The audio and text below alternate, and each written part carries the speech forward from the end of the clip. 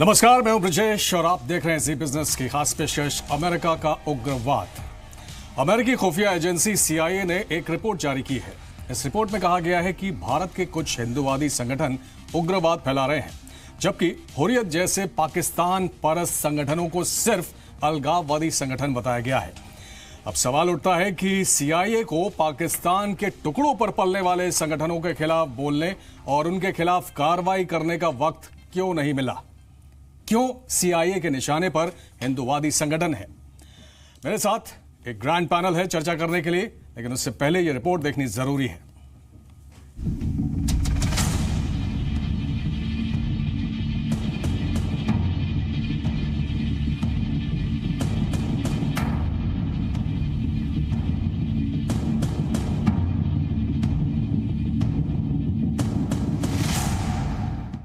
अमेरिकी खुफिया एजेंसी की रिपोर्ट के बाद विश्व हिंदू परिषद ने कड़ी प्रतिक्रिया व्यक्त की है। दरअसल ये पूरा विवाद शुरू हुआ है CIA की उस रिपोर्ट के बाद जिसमें उसने VHP और बजरंग दल को उग्रवादी धार्मिक संगठन घोषित किया है, जबकि RSS को एक राष्ट्रवादी संगठन बताया है। मैं तो कह रहा हूँ वो कूड़ा कटोरी में फेंको बस। UN का रिपोर्ट मैंने बहुत देखा। अमेरिकी गुप्तचर संस्था CIA ने अपनी सो कॉल्ड फैक्ट बुक के अंदर विश्व हिंदू परिषद और बजरंग दल के ऊपर जो आरोप लगाए हैं वो पूर्णतः अनर्गल, अपमानजनक और तथ्यों से परे हैं। VHP ने आरोप लगाया है कि CIA की भारत विरोधी मानसिकता उसकी कथित फैक्ट बुक में छपे भारत के मानचित्र से भी स्पष्ट हो जाती है। उन्होंने गुलाम कश्मीर के अलावा कश्मीर के ही कुछ अन्य भागों को पाकिस्तान में दिखाया है। ये घोर आपत्तिजनक और देश का अपमान है। CIA है वो पगला गई है। छवि कैसे इन लोगों की बर्बाद हो, खराब हो, उसकी नाकाम कोशिश ये लोग कर रहे हैं। They believe in existence of Pakistan. They believe in that POK belongs to Pakistan, and they are completely averse to good organizations like VHP and Bajrang Dal. So this is the hatred spread by them. ऐसे संगठन को इस तरह का tag देना, militant word use करना, ये CIA की जो मानसिकता है उसको दर्शाता है। गौरतलब है कि द वर्ल्ड फैक्ट बुक अमेरिकी खुफिया एजेंसी CIA का एक वार्षिक प्रकाशन है, जिसमें दुनिया के 267 देशों के बारे में जानकारी होती है। इस फैक्ट बुक में उन देशों के इतिहास, भूगोल, सरकार, अर्थव्यवस्था, ऊर्जा, संचार, परिवहन, सेना, अंतर्राष्ट्रीय मुद्दों और राजनीतिक दलों के बारे में संक्षिप्त जानकारी दी जाती है। बजरंग दल और विश्व हिंदू परिषद इस टैग से खुश नहीं हैं। दोनों ही इस पर कानूनी कार्रवाई करने पर विचार कर रहे हैं। लेकिन सवाल यह है कि क्या CIA भारत के संगठनों के बारे में फैसला करेगा? क्या CIA पाकिस्तानी आतंकी संगठनों के खिलाफ भी आवाज उठाएगा? क्या CIA भारत के प्रति पूर्वाग्रह से ग्रसित है?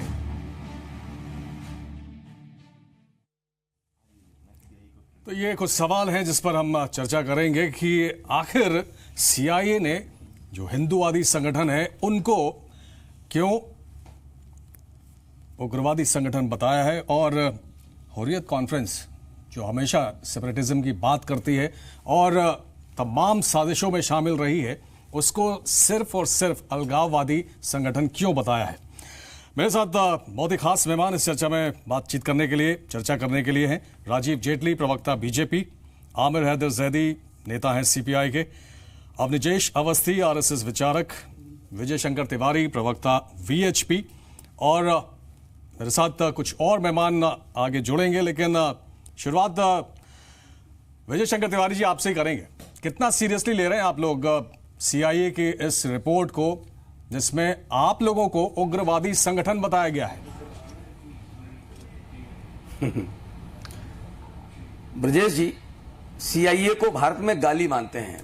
भारत में जब किसी को गाली देनी होती है, अपशब्द बोलना होता है, तो बोलते हैं CIA का एजेंट है।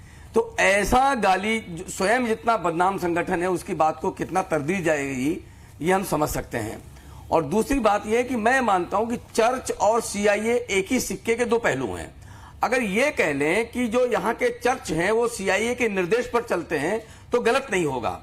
अब उनको ये क्यों कहना पड़ा, उसके पीछे का हेतु देखना पड़ेगा। देश में आदिवासी क्षेत्र, जो हमारे गरीब क्षेत्र हैं, वनवासी क्षेत्र हैं, ट्राइबल इलाके हैं, वहां पर बड़े पैमाने पर ये धर्मांतरण का काम करते थे चर्च के माध्यम से। विश्व हिंदू परिषद ने वहां के 60,000 गांवों में जाकर के एकल विद्यालय जब से खोले और हमारे बजरंग दल के नौयुवक वहां खड़े हो गए इनके गुंडों का सामना करने के लिए, तो इनकी अब दाल नहीं गल रही है, इनके धर्मांतरण की दुकानें बंद हो रही हैं।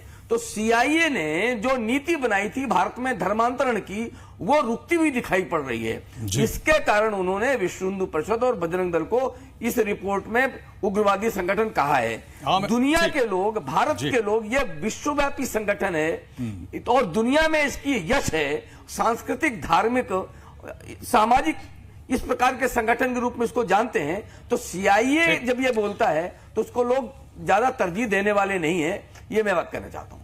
ठीक है, आमिर हैदर जैदी, आपको क्या लगता है जो बात विजय शंकर तिवारी कह रहे हैं कि चर्च को खतरा लगता है, अमेरिका को लगता है कि जो उसका एजेंडा है उसमें रुकावट आ सकती है, इसलिए इन संगठनों को ब्रांड कर दो, इनके ऊपर मुहर लगा दो कि ये उग्रवादी संगठन है, चाहे वो बजरंग दल हो, चाहे वो वीएचपी हो, क्योंकि इनकी जो आइडियोलॉजी मैंने पढ़ी है, जो ऑब्जेक्टिव्स मैंने पढ़े हैं, उसमें बताया गया है कि ये सांस्कृतिक, धार्मिक और राजनीतिक संगठन है। देखिए, विजय शंकर तिवारी भाई शायद सीआईए जो भी लिस्ट जारी करता है उसे मानते ही नहीं है। हाफिज सईद आतंकवादी सीआईए कहता है, विजय शंकर तिवारी शायद उसे भी आतंकवादी नहीं मानते होंगे, मानना छोड़ देना चाहिए। सीआईए कहता है लश्कर तैयबा आतंकवादी है, उसे भी नहीं मानना चाहिए। नहीं, मुझे ये नहीं समझ, सीआईए कहता है तालिबान आतंकवादी है, सीआईए है क्या, नहीं माननी चाहिए। सीआईए की इंपॉर्टेंस हमारे लिए क्यों? हमारे लिए नहीं है, हम तो ये कह रहे हैं कि देश के अंदर जितने आतंकवादी संगठन हैं अंतर्राष्ट्रीय स्तर पे, तालिबान हो, हिजबुल हो, कोई लश्कर तैयबा हो, लश्कर जहांगीर हो और एएलएमएलए, जितने भी आतंकवादी संगठन है, समझ गए। सीआईए कहता है ये आतंकवादी संगठन है, विजय शंकर तिवारी तुरंत लपक लेते हैं कि साहब अमेरिका ने कहा है, हमारा आका है, इसीलिए ये आतंकवादी संगठन है। अब सीआईए ने इन्हें खुद कह दिया। मैं तो विजय शंकर तिवारी भाई को एक एडवाइस करूंगा, बहुत शरीफ आदमी है, आज ही त्याग पत्र दे दे और किसी राष्ट्रवादी पार्टी में ज्वाइन कर ले। क्यों कि मुझे मालूम है धार्मिक आधार पे जो संगठन बनेगा वो अति जरूर करेगा, और अति के आगे सिर्फ का लगता है, इससे ज्यादा लगाने की आवश्यकता जरूर नहीं है।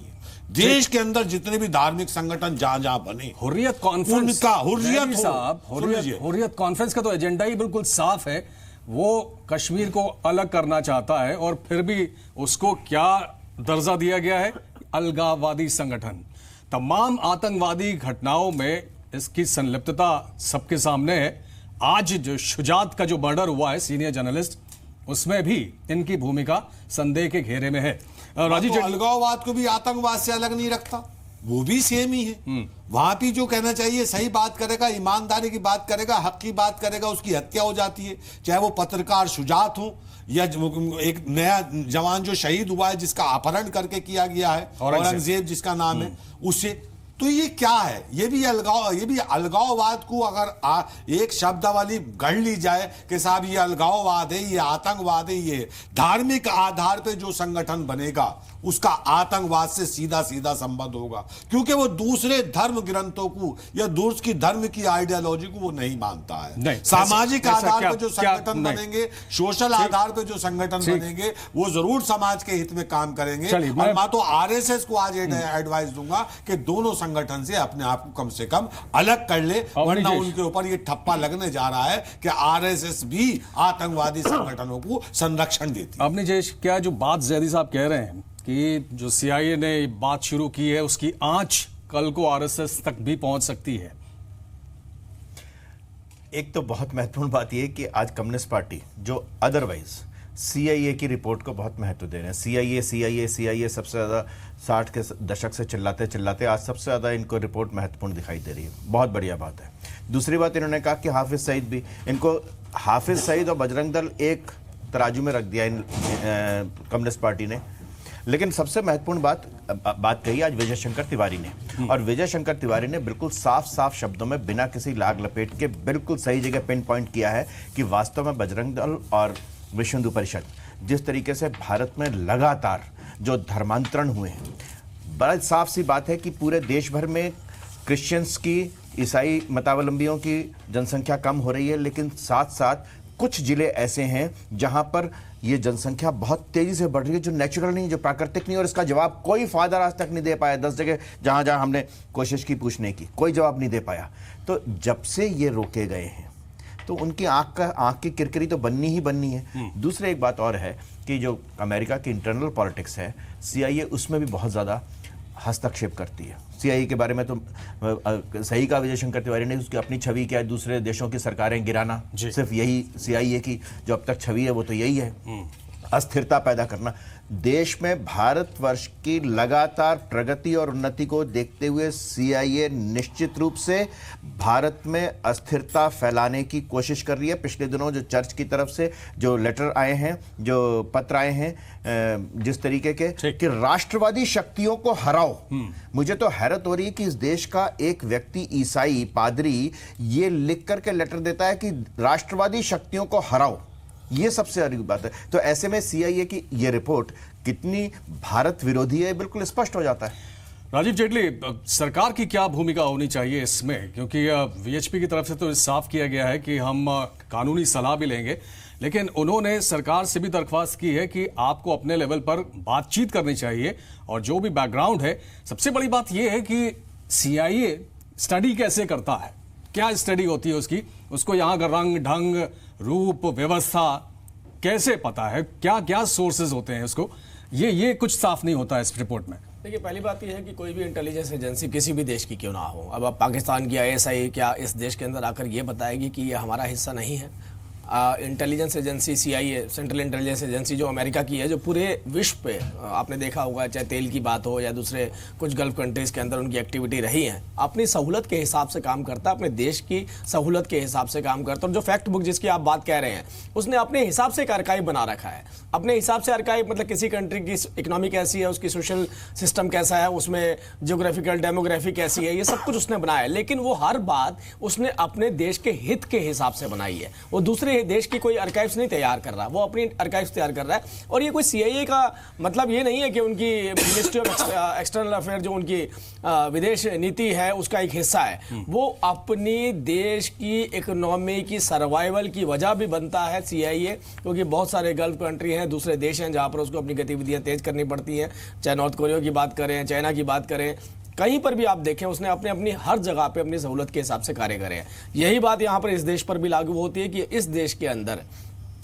उन्हें, जैसा अभी अवस्थी जी ने बताया बिल्कुल ठीक, उन्होंने इस देश के अंदर जो उनकी बेसिक जरूरतें थे, जिस तरीके के आदेश पारित हुए थे, जिस आदेश को फिर इस देश में लागू किया गया या उसका लेटर निकाला गया, जो बताया गया, अवस्थी जी चर्च की बात कर रहे हैं और उन्होंने एक पादरी का भी जिक्र किया है कि किस तरह से उन्होंने खुलेआम कहा है कि राष्ट्रवादी पार्टियों को, राष्ट्रवादी संगठनों को हराओ।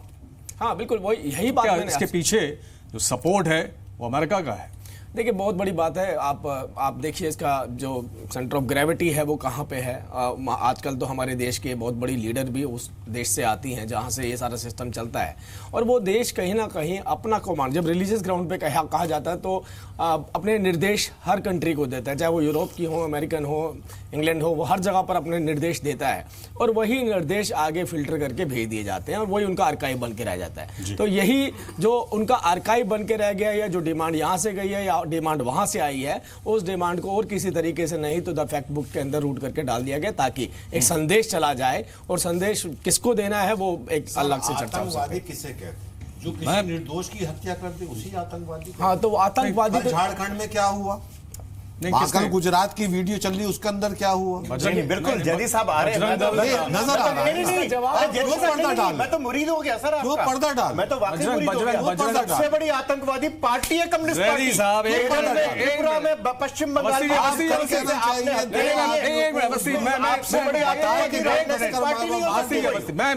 मुरीद हो गया। आज आपने मुझे ये बताइए साहब, मुझे पार्टी सबसे बड़ी उग्रवादी पार्टी नजर आ रहा है। मैं VHP और बजरंग दल की बात कर रहा हूँ।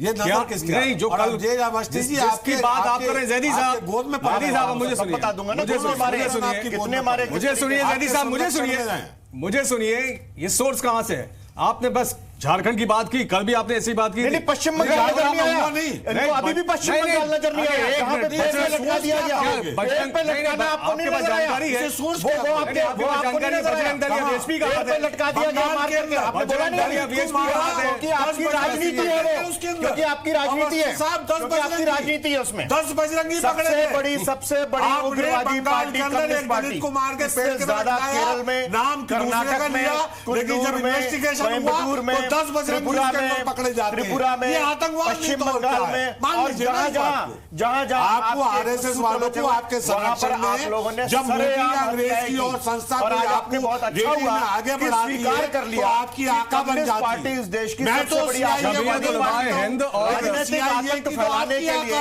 राजनीतिक आतंक फैलाने के लिए आपने स्वीकार किया, ये बहुत अच्छी बात है। जितनी जोरदार जितनी जोरदार तरीके से आप बजरंग दल और वीएचपी का नाम ले रहे हैं, उतनी जोरदार तरीके से हुर्रियत कॉन्फ्रेंस का नाम नहीं ले रहे हैं। नहीं, हुर्रियत को भी कह रहा हूं, नहीं आपने लश्कर को भी कह रहा हूं, नहीं आपने कुछ उदाहरण गिनाए उनके? नहीं, लश्कर को भी कह रहा हूं, क्या कल जो कहना चाहिए वो क्या, जिसे आप अलगाववाद आतंकवादी संगठन है, आतंकवादी संगठन है कि सेपरेटिस्ट संगठन है?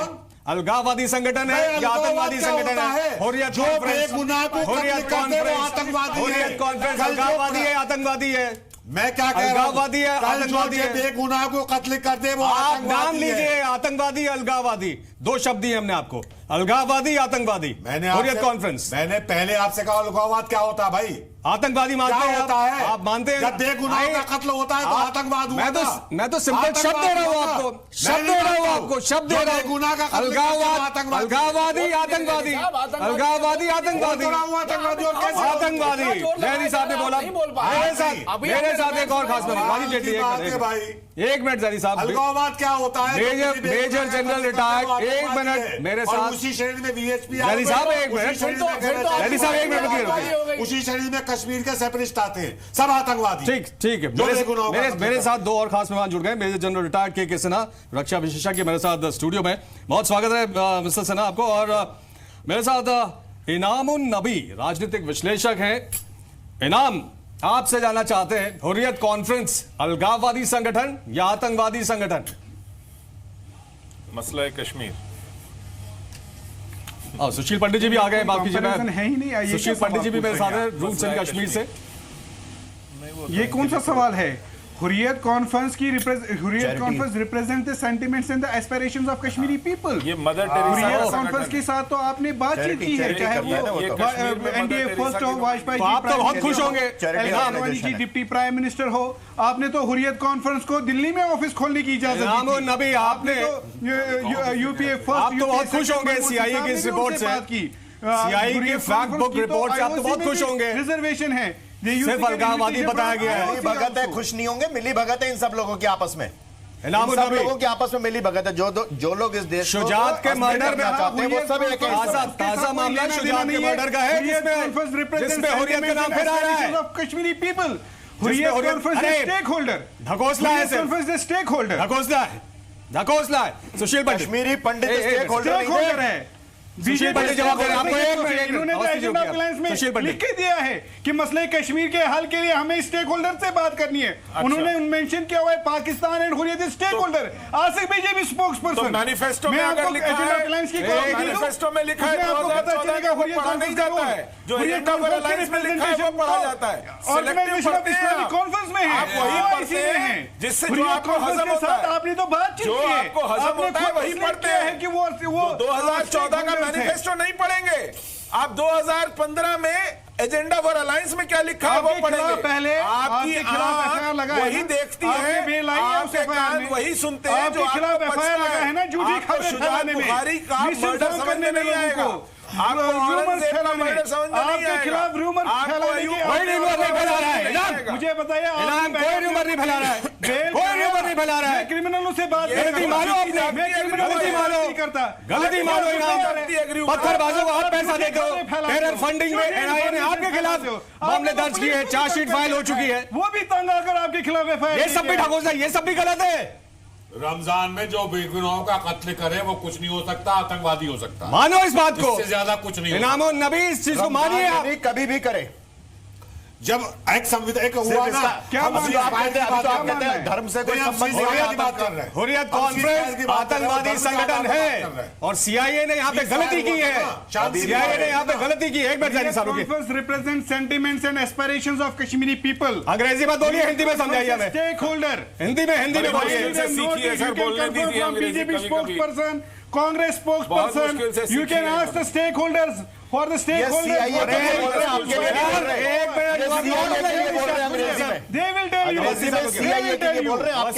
देश के लिए नहीं बोल रही है। इनाम उन नबी, आप हिंदी अच्छी बोलते हैं, हमें मालूम है। हिंदी में बोलिए, हमारे दर्शक हिंदी बेल्ट के लोग हैं, हिंदी जानने वाले लोग हैं, हिंदी में बोलिए। मैंने कहा मेरी बात को छोड़कर आप बीजेपी वालों से पूछे, जब उन्होंने एजेंडा ऑफ अलायंस बनाया तो उन्होंने तो शुक्रिया अदा किया पहले इलेक्शन जीतने के बाद पाकिस्तान और हुर्रियत का नाम मेंशन हुआ। फिर जब हुकूमत भी बनाई तब भी उन्होंने मेंशन किया, लिख के दिया कि हुर्रियत कॉन्फ्रेंस स्टेक होल्डर है। यही बात नहीं है? एनडीए फर्स्ट में तो आपने उनको प्राइम मिनिस्टर हाउस बुलाया था बातचीत के लिए, फिर डिप्टी प्राइम मिनिस्टर ने बुलाया, फिर यूपीए फर्स्ट और यूपीए सेकंड ने बुलाया। हाँ, तो बातचीत के लिए तो सरकार हमेशा तैयार रही है। कांग्रेस से पूछे, बीजेपी से पूछे। आतंकवादी घटनाओं में शामिल रहोगे, एक तरफ गोली दूसरी तरफ बातचीत कैसे होगी? यही बात, यही चीज तो बार बार कही गई सरकार की तरफ से। मैं के सिन्हा साहब का एक रिएक्शन सर आपसे जानना चाहता हूं, ये क्या सीआईए की जो रिपोर्ट आई, आपको लगता है कि बड़ी साजिश के तहत इस तरह की रिपोर्ट जारी की जाती है सीआईए की तरफ से? क्या इसमें आपको कोई शक है? मैं आपको सीआईए के रिपोर्ट के बारे में कुछ बताना चाहूंगा, यदि आपके पास समय है और जनता पूरे देश को सुनना चाहिए। बिल्कुल सुनेगी।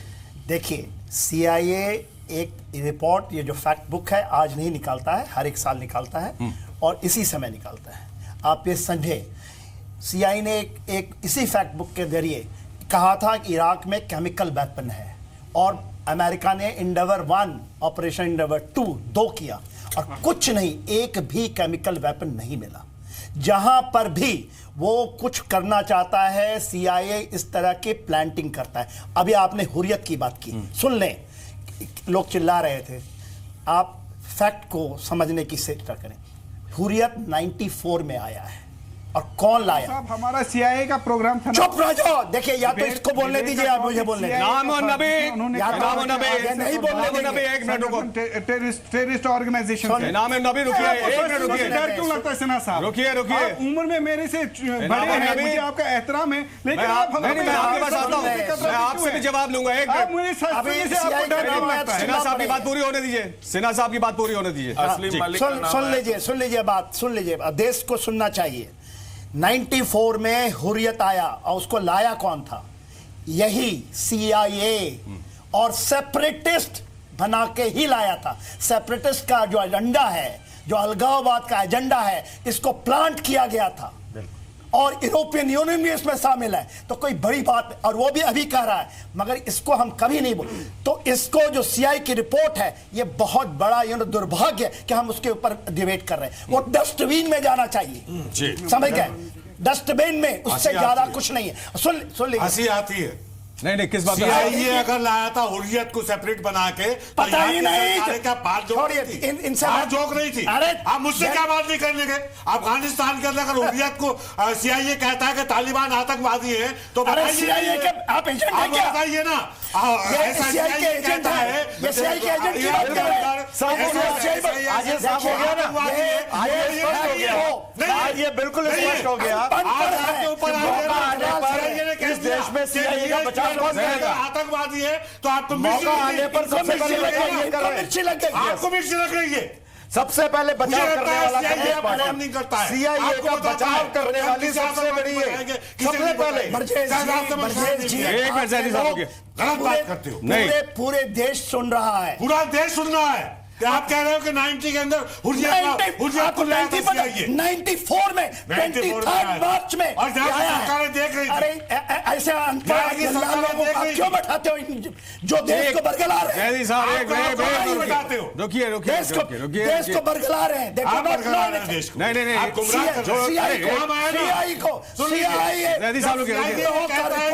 अलकायदा साहब, रुकिए। आप मानते हैं? आप किसी ने ये कहता है, आप किसी ने हुर्रियत की लड़ाई लड़ रहे हैं, हुर्रियत की लड़ाई लड़ रहे हैं।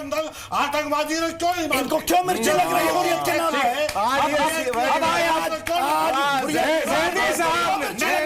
जैदी साहब भीतर सीआईए अपने मन की बात अपने मन की बात जैदी साहब ने अपने मन की बात कर दी। की रिपोर्ट को मानो, मान लीजिए सीआईए की रिपोर्ट आप लोग मान लीजिए। एक मिनट सर, एक मिनट। जैदी साहब और इनाम यही मानते हैं कि बजरंग दल और वीएचपी के बारे में जो कहा गया है इस रिपोर्ट में उसे अक्षरशः मान लेना चाहिए और हुर्रियत के बारे में जो कहा गया है उसे अस्वीकार कर देना चाहिए।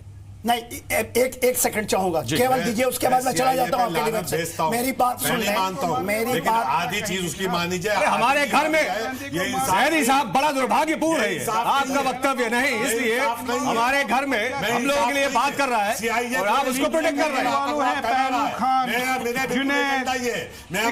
उनके बारे में आप क्या कहेंगे? सीआईए की एक रिपोर्ट मानी जाए, एक रिपोर्ट अपने हिसाब की ना मानी जाए, ये भी इंसाफ नहीं है। ठीक है, रुकिए अवस्थी जी। मैं ब्रिजेश जी बिल्कुल साफ बताता हूं कि इस देश में एक फैशन था सीआईए का एजेंट कहना, केजीबी का एजेंट कहना। आज बिल्कुल स्पष्ट हो गया जब मौका पड़ा सीआईए को सपोर्ट का भारत के भीतर से, तो जैदी साहब जैसे लोग सामने आ गए, सीआईए के सपोर्ट में खड़े हो गए।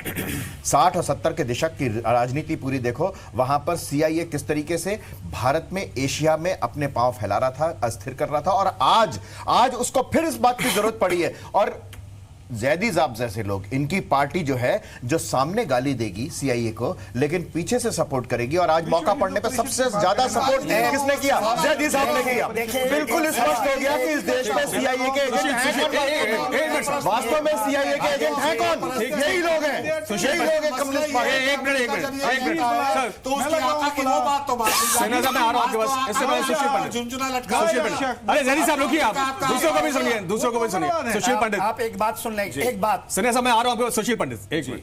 सुशील पंडित, मैं ये कहना चाहूंगा कि इस देश में जब से बाहर से आने वाले पैसे पर प्रतिबंध लगा है सुशील पंडित के खिलाफ, जब से अमेरिका से यहाँ के मिशनरी सुनिए बेल आई है कि नहीं, तब से सीआईए की इस देश में खुराफात करने की गुंजाइश भी कम हुई है, उस पर लगाम लगी है। इसी वजह से आज सीआईए इस देश के संगठनों को अपने निशाने पर ले रही है, क्योंकि वो अपने डॉलर खर्च कर यहाँ पर धर्मांतरण नहीं करवा पा रहे हैं। और सबसे बड़ी बात यह है, सीआईए इतना बदनाम संगठन है कि दुनिया भर में उसने असैसिनेशंस करवाए हैं, सरकारें गिरवाई हैं, समाजों को डिस्टेबलाइज किया है और युद्ध थोपे हैं। उन्होंने वेपन्स ऑफ मास डिस्ट्रक्शन के बहाने लेकर पूरे के पूरे पश्चिम एशिया को आग में झोंका है। वहां पर आज आईएसआईएस को पैसे देने वाला क्रिमिनल है, गलत तरीकों से पैसे। चुप रहिए, आप सुनने दीजिए और लोगों को सुनने दीजिए, बोले जा रहे हैं आप लगातार। आवाज बंद कर दीजिए, एक मिनट चुप रहिए आप। 10 सेकंड चाहूंगा मैं। नहीं, इतने डिस्कर्टियस नहीं हम कि आपकी आवाज बंद कर दें। पूरा देश देख रहा है। एक मिनट, सुशील पंडित की बात पूरी होती है, उसके बाद सिन्हा साहब बोलेंगे, उसके बाद मैं आ रहा हूं आपके पास। फिर जी आप बात करें। सुशील जी जल्दी बोलिए। सीआईए लगातार पैसे भेजकर, हथियार भेजकर दुनिया के बहुत से रीजन्स को डिस्टेबलाइज करता आया है, और जब उसको किसी देश की सरकार और व्यवस्था नामाफिक लगी है, उसने उस देश को और उस सरकार को अपने निशाने पर लिया है। बड़ी साजिश देश को तोड़ने की एक कोशिश सीआईए की थी। आज देश में मिशनरीज के माध्यम से सीआईए लोगों को बरगला रहा है, और ये कोई बड़ी बात नहीं होगी कि ये जो मुझे रोकने की कोशिश कर रहे हैं, ये भी सीआईए के दम पर बैठते हैं और बोलते हैं। सही बड़ी बात नहीं है। अरे पैसा आ कहां से रहा है? पैसा कहां से आ रहा है? इसीलिए सीआईए की बचाव कर रही है। आप एक मैं हिस्ट्री की बात बताना चाहूंगा। ये लोग चिल्लाए ना, देश के लोगों को सुनना पड़ेगा। ये 71 की लड़ाई के दौरान सीआईए बहुत एक्टिव था। उसने मुक्ति बाहिनी जो बांग्लादेश की है उसको एक टेररिस्ट ऑर्गेनाइजेशन कहा था। 71 के सीआईए ने कहा था 7th फ्लीट को बे बंगाल में भेजिए, इंडियन आर्मी किसी हालत में बांग्लादेश में, क्योंकि पाकिस्तान के ये बोलने नहीं देगा, क्योंकि ये फैक्ट्स है। ये फैक्ट देखिए, या तो इनसे बुला लीजिए या तो बोलिए। इन 71 7th फ्लीट जो है अमेरिका की बे बंगाल में आ चुकी थी। ये इंडियन आर्मी में फील्ड मार्शल मॉनिक शॉ ने उस समय कहा था सीआईए को बंगाल में फेंको, और उन्होंने पूरे ऑपरेशंस किए। वो कौन है? ये क्या कराता वो है टेररिस्ट और नहीं है? CIA ही जो हुर्रियत है, ये लोग चिल्ला रहे हैं, इनको पता नहीं है 94 में यूरोपियन यूनियन के कुछ देश और CIA ने करवाया है, वो अभी भी चल रहा है, पैसे वहां से आते थे, दैट्स व्हाई उनको VIP ट्रीटमेंट मिलती है। इसीलिए परेशानी हो रही है। विजय शंकर तिवारी का आयाम मैं नहीं कह सकता। विजय शंकर तिवारी जी, जैदी साहब को सुना आपने? बजरंग दल और VHP के लिए कह रहे हैं वो CI की एक रिपोर्ट मानी जाती है, दूसरी मानते हैं। मैं सुनो, वही बता रहा हूं मैं वही बता रहा हूं। पीछे 17,000 करोड़ रुपए पिछले वर्षों में भारत में आया विदेश से, और उसमें मुझे लगता है जेडी साहब जैसे लोगों का हिस्सा रहता होगा। अब वो 6,000 करोड़ रह गया। अरे भाई, आप सरकार में बैठे देखते क्यों नहीं हो? किसके पास आ गया? अब दूसरी बात ये है कि एक नक्सली तैयार किए आपने, पकड़े जा रहे हैं, बंगाल में आपने राजनीतिक जैसे लोग पकड़े जा रहे हैं ना, अब वही काम आप बंगाल में कर रहे हैं। ये आतंकवादी लोगों का पोषण करते हैं, भारत के सैनिकों को बदनाम करते हैं, भारत के सैनिकों को बलात्कारी कहते हैं, तो आप हमें तमगा देंगे क्या?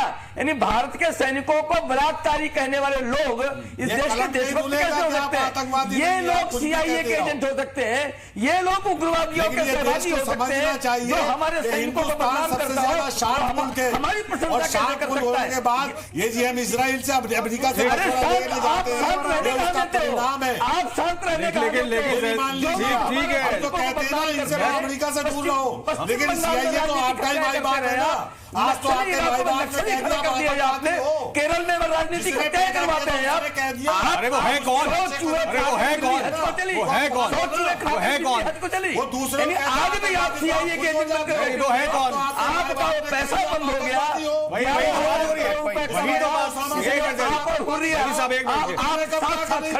हमने भी कहा था नहीं, अरे CIA है क्या? राजीव जेटली CIA है क्या? छोटा सा क्यों हम लोग सिन्हा साहब कह रहे हैं इस रिपोर्ट को डस्टबिन में डाल देना चाहिए, तो डस्टबिन में डालना चाहिए और उनको जो है प्रोटेक्ट किया जा रहा है। एक छोटी सी एक वाक्य बोलूंगा, CIA की गाली तो हमारे लिए कॉम्प्लीमेंट है।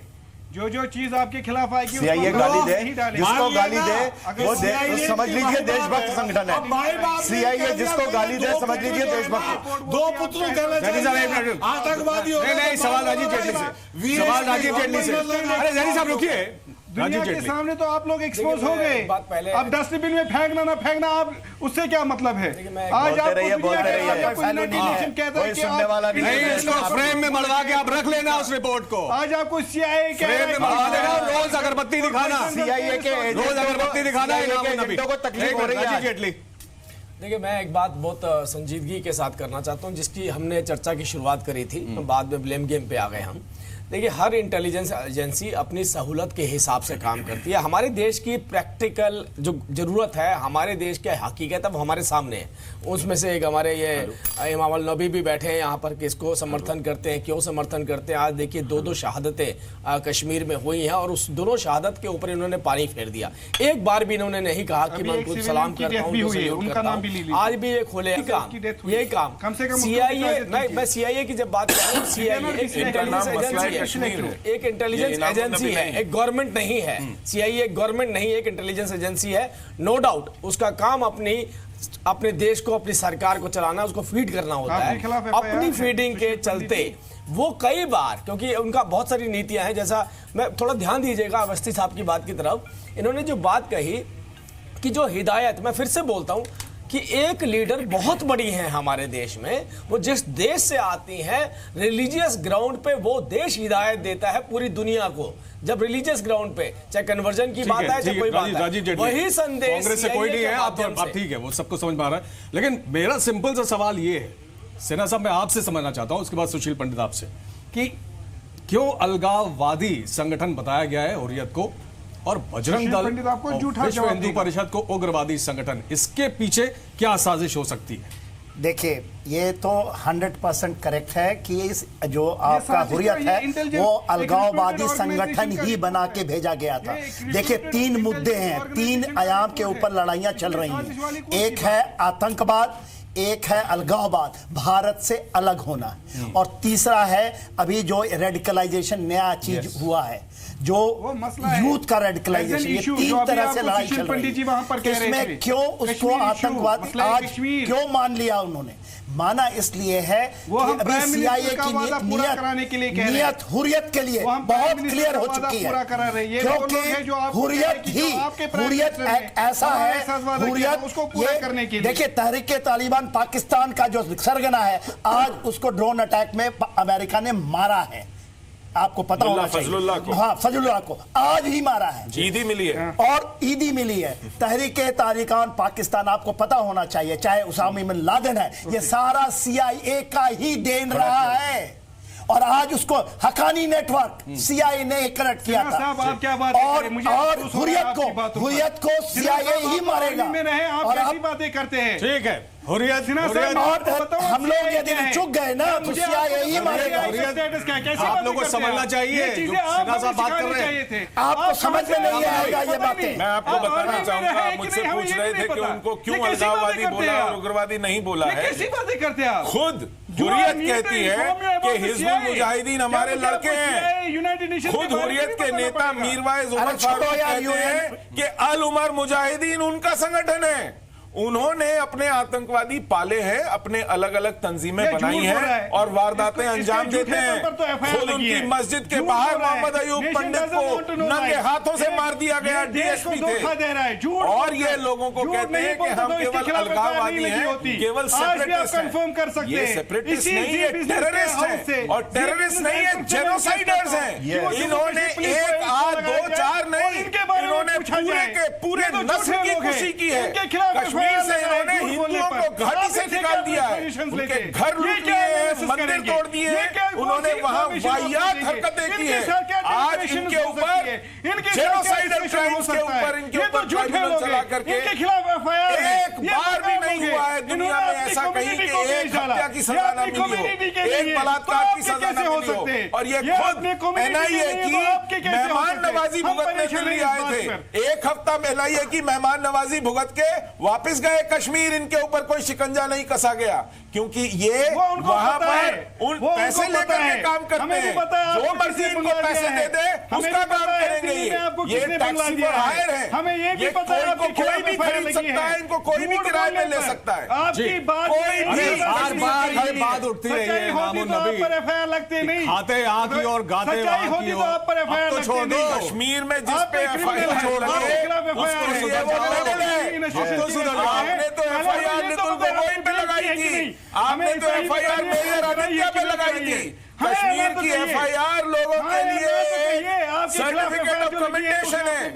हुर्रियत और हुर्रियत के समर्थन से चलने वाली सरकारों के से जो एफआईआर मिलती है उसको तो फ्रेम में लगा के रखना चाहिए। तो अपनी कम्युनिटी को लेट डाउन किया, अपनी कम्युनिटी के नहीं है, वो बेचारे जम्मू में सबकी गर्मी में पिस रहे हैं। आपने तो एंजॉय किया दिल्ली में वही अंजाम होगा जो आपने दिल्ली में दुकान की चला के रखी है। छोटे बच्चों को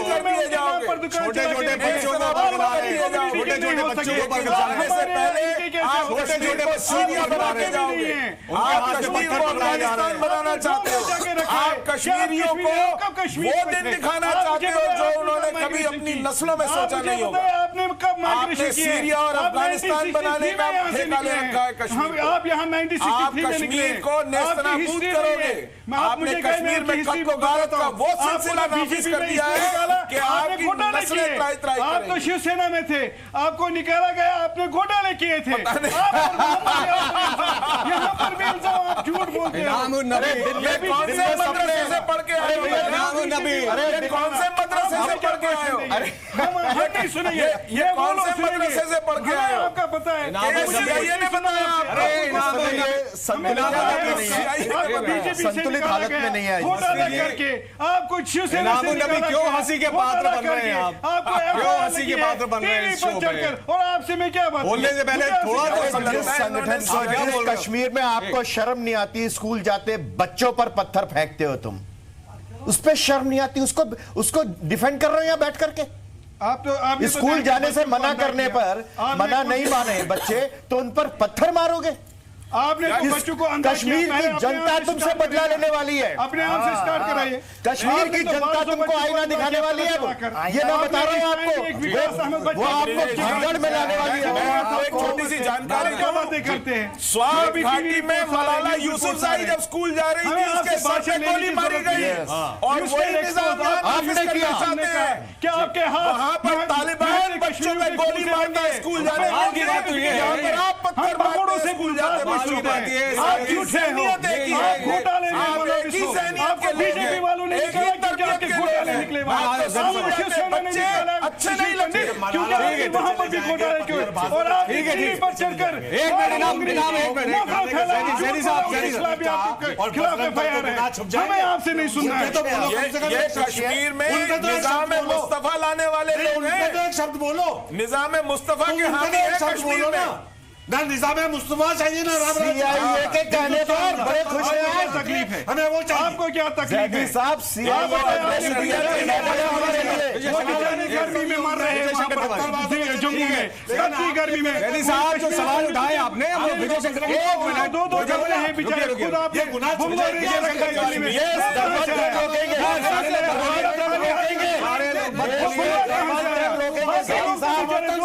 सारे लोग दोनों धर्म के उग्रवाद को कंडेम करता हूँ। बहुत अच्छी बात है। मुबारकबाद आपको, मुबारकबाद जैदी साहब। आप एक विजय शंकर तिवारी एक मिनट समर्थन दे रहे हो। अरे बजरंग दल और बजरंग दल करता हूँ और दोनों मेरे देश में मुबारकबाद दे दी मैंने आपको। चाहते हो मुबारकबाद। अरे आपकी इतने सुविचार, इतने आपको पीएफआई ने हाथ काटे थे, किसके साथ खड़े होते हैं? अवस्थी जी एक मिनट। मार्च निकाला केरल में आपकी पार्टी के साथ में। विजय शंकर तिवारी, विजय शंकर तिवारी, विजय शंकर तिवारी। जैदी साहब एक मिनट, जैदी साहब रुकिए एक मिनट। जैदी साहब ये नाटकबाजी मत करो यहाँ पर ज्यादा, इतनी जोर से नहीं, इतनी जोर से नहीं, इतनी जोर से। मजहब का जो उग्रवाद है उसका समर्थन सुशील जी एक मिनट। नहीं विजय शंकर तिवारी। अरे जैदी साहब रुकिए, जैदी साहब, जैदी साहब आपने झूठी खबर क्यों चलाई थी कि साहब पर हमला हुआ? विजय शंकर, अरे CRP लोग यहाँ पर मरे, आप क्यों चाहते हो कि फौज मरे? विजय शंकर झूठी खबर क्यों चलाई? आप क्यों माहौल को खराब करना चाहते हो? आपके उसमें क्या इंटरेस्ट होते हैं? यहाँ पर हालात खराब। अरे नाबू नबी एक मिनट रुकिए। विजय शंकर तिवारी, आपके ऊपर सीधे आरोप लगाए हैं जैदी साहब ने। यहाँ चर्चा सिर्फ एक की हो रही है, बजरंग दल और विश्व हिंदू परिषद की नहीं। देखो हाँ मैं नहीं ठीक है। देखो मैं बिल्कुल बता रहा हूँ। देखो जैदी साहब की पार्टी कम्युनिस्ट पार्टी हो चाहे चर्च हो और चाहे ये सीमा क्षेत्रों में हमारे जो आदिवासी क्षेत्र है वहां पर नक्सली हो, ये सब एक दूसरे के एक चट्टे बट्टे के थैले के एक चट्टे बट्टे हैं ये और ये इनकी सारी कार्रवाई बढ़ती कार्रवाइयों को बजरंग दल और विश्व हिंदू परिषद रोक दिया है। निश्चित तौर पर जब रोक दिया है तो उनको कष्ट होगा, इनको कष्ट होगा। नक्सलवाद के जनक ये है, चर्च कहाँ की कहाँ बात करते हैं आप? अरे कमाल कर रहे हैं, कमाल कर रहे हैं, कमाल कर रहे हैं। अरे सुनिए ये कौन सी इलॉजिकल बात, कौन सी इलॉजिकल बात कर रहे हैं? विदेश की रिपोर्ट पर यहाँ गिरफ्तारी हो जाएगी, ऐसा कभी होता है? सुप्रीम कोर्ट पर क्वेश्चन मार्क खड़ा कर दिया और ये सुप्रीम कोर्ट, ये संगठन अगर आरएसएस से जुड़ा हुआ ना होता, हिंदू परिषद दलित संगठन होता, विश्व हिंदू परिषद संगठन होता, मुस्लिम संगठन होता, मिलकर दफ्तर भी सील होते। सुनिए एक मिनट, सारी गिरफ्तारियां हो गई होती सरकार के दौरान। जैदी साहब थोड़ा सा बैकग्राउंड जान लिया करिए, एक मिनट रुकिए, करेक्ट करना चाहता हूं। थोड़ा सा बैकग्राउंड जान लिया करिए। हिंदू होते हैं, ये अपनी जो पॉलिसी अप्लाई है आपने तोड़ने की, वो इसमें सीआईए की रिपोर्ट में मत निकालिए। वही सीआईए के एजेंट है ये। शेखर क्या है जो आदमी संगठन का नेता है, आप उसके जेल में डालने का है। जो सीआईए की रिपोर्ट पर भारत में कार्रवाई करने की डिमांड कर रहा है, उससे बड़ा सीआईए का एजेंट और कौन हो सकता है यहाँ पर? जी बिल्कुल कल तक आपके बिल्कुल एक्सपोज हो गया। कल अभी आप कह रहे हैं कि सीआईए की रिपोर्ट को भारत में मारे तो कार्रवाई की डिमांड कर रही है।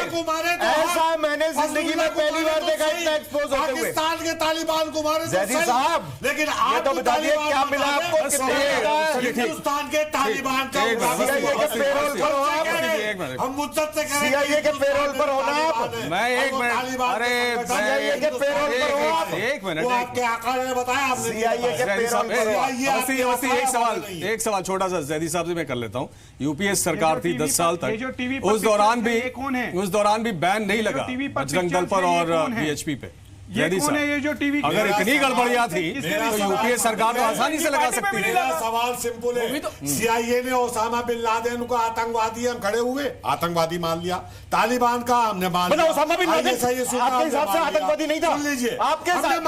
और दूसरी बात साफ हो गई, आज और चेहरा साफ हो गया। कह रहे ओसामा बिन लादेन को कहते हैं सीआईए के कहने पे माना, वैसे नहीं मानते थे ये, आज ये परेशान वैसे नहीं मानते थे। अरे क्या हुआ जैदी साहब, किसी मुस्लिम आज ये तो बता दो तो कल तक पेरोल पर कब से पेरोल पर हो सीआईए?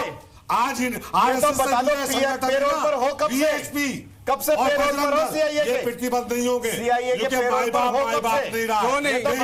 क्यों नहीं? देश जाने यूपीए हिंदुस्तान का तालिबान यूपीए सरकार ने क्यों नहीं किया? यूपीए सरकार ने क्यों नहीं किया?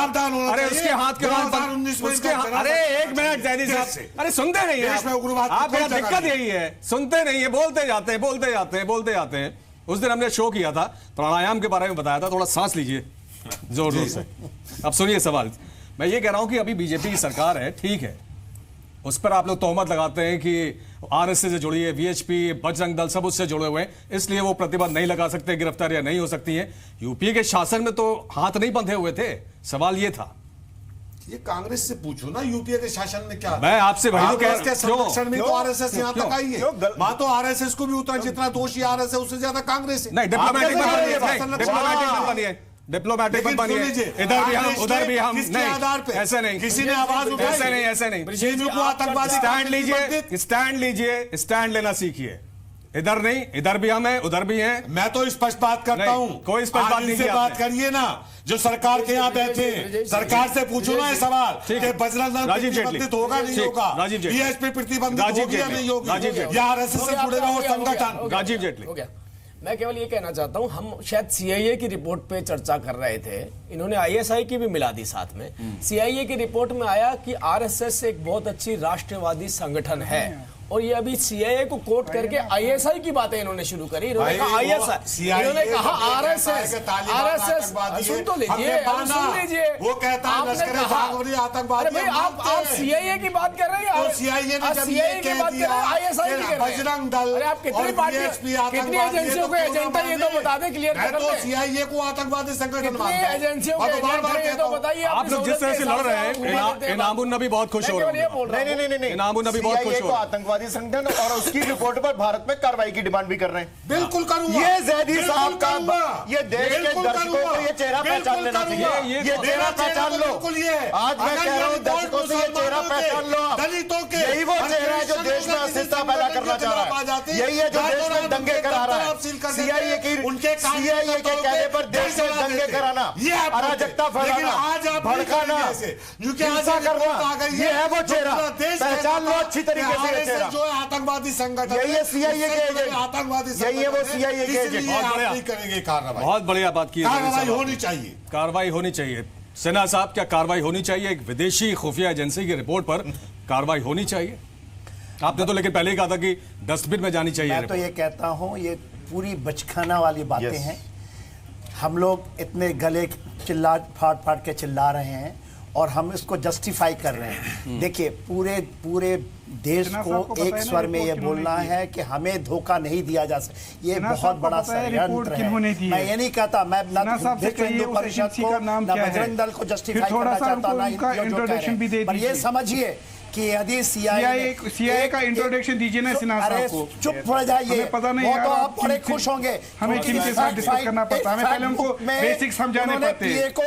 सिन्हा साहब, I need to tell you the basics of CIA. आप देखिए, ये नहीं बोलने देंगे क्योंकि देश सुनता है जी। या तो आप मुझे बताइए, हमें आपको बेसिक्स बताने पड़ेंगे। देखिए, हम डिबेट करने आते हैं, आपको ज्ञान देंगे यहाँ पर लोगों के बारे में। Need to tell you about the CIA, आपके देश उसको यहाँ 30 करोड़ लोग जिसको हम कहते हैं कि पीओके भी हमारा हिस्सा है, इसमें वो दिखा रहा है। मैप देखिए खोल करके। क्या ज्योग्राफी की पढ़ाई को पहले इलाके को सर कश्मीर में आप इलेक्शन नहीं कर पा रहे तो आजाद कश्मीर को क्या करेंगे? हम क्या बातें कर रहे हैं? मैं कह रहा हूँ, इस कश्मीर में आप बाई इलेक्शन नहीं कर पाए पार्लियामेंट्री सीट का, 2 साल होने को है, अभी वो सीट वैकेंट है, फिर आप इसलिए उठाया गया है कि उठाया गया है